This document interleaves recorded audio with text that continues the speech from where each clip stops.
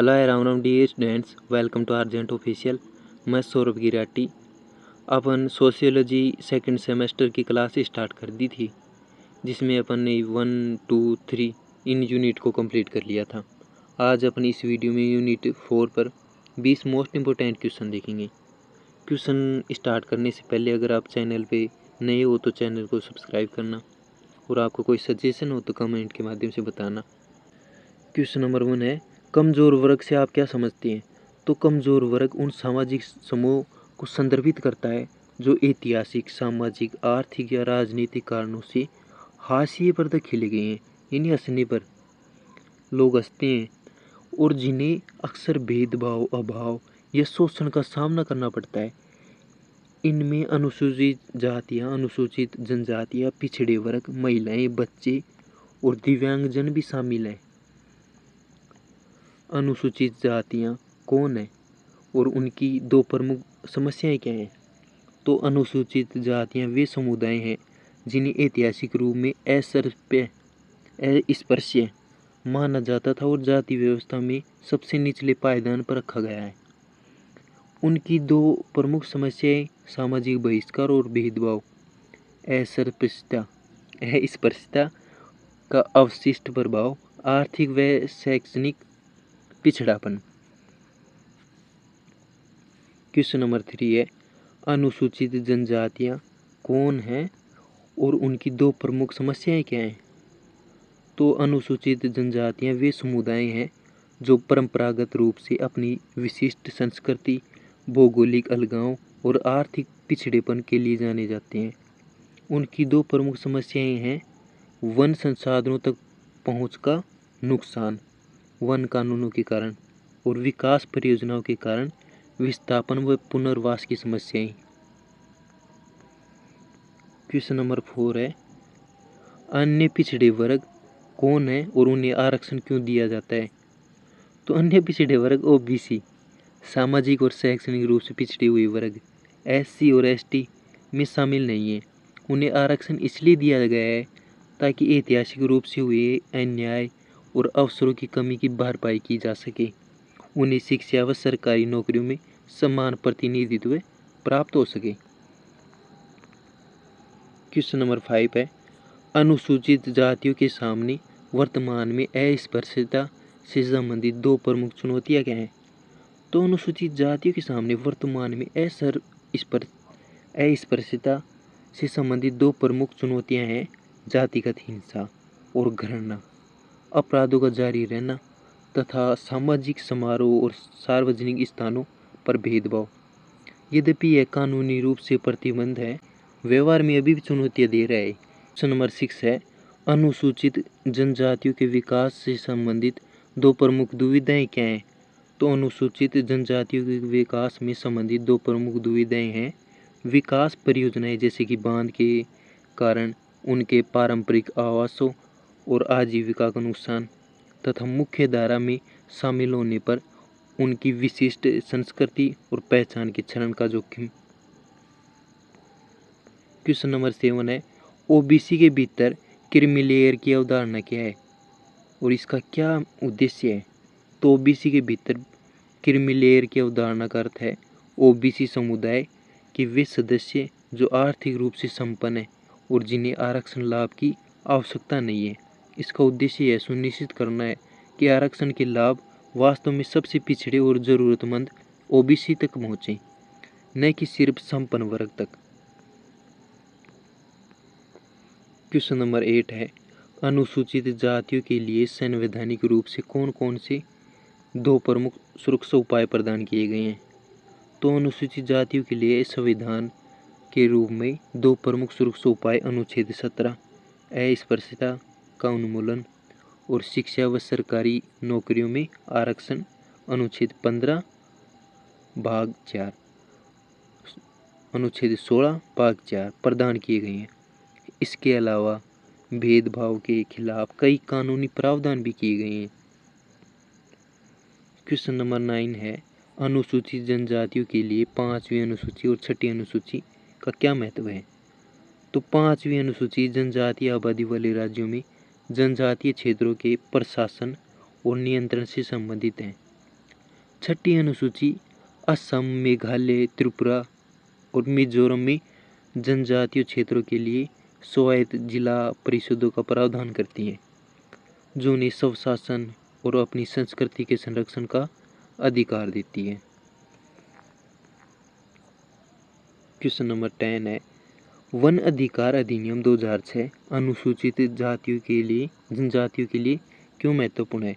तो वन अधिकार अधिनियम 2006 अनुसूचित जनजातियों और अन्य पारंपरिक वनवासियों के लिए महत्वपूर्ण है, क्योंकि यह उन्हें वन भूमि पर उनके पारंपरिक अधिकारों को मान्यता देता है, उनके निवास स्थान, आजीविका और सांस्कृतिक पहचान की रक्षा करता है और उन्हें विस्थापन से बचाता है। क्वेश्चन नंबर 11 है, कमजोर वर्गों के लिए शैक्षणिक उत्थान हेतु सरकार की 2 प्रमुख योजनाएं बताएं। तो कमजोर वर्ग के लिए शैक्षणिक उत्थान हेतु सरकार की 2 प्रमुख योजनाएं मैट्रिकोत्तर छात्रवृत्ति योजना और शिक्षण संस्थानों में आरक्षण, जैसे केंद्रीय विश्वविद्यालयों में सीटें आरक्षित की गई हैं। एकलव्य मॉडल आवासीय विद्यालय भी महत्वपूर्ण है।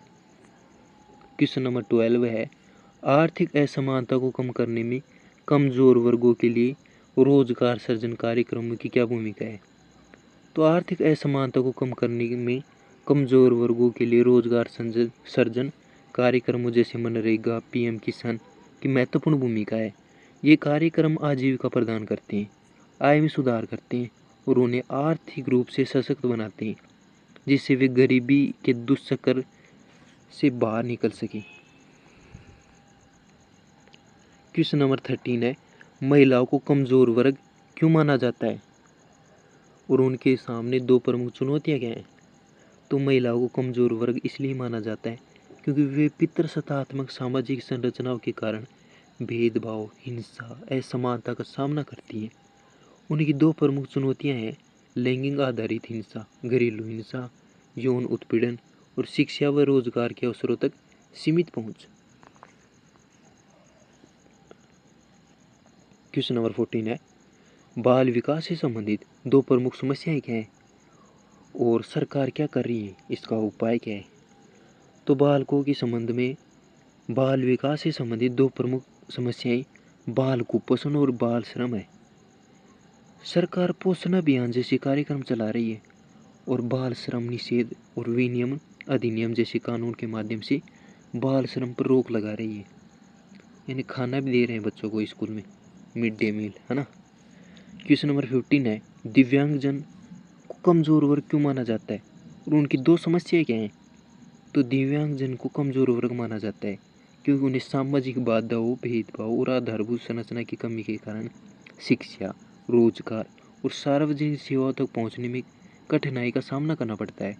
उनकी 2 समस्याएं अभिगम्यता का अभाव यानी फिजिकल एक्सेसिबिलिटी और सामाजिक रूढ़िवादिता का भेदभाव।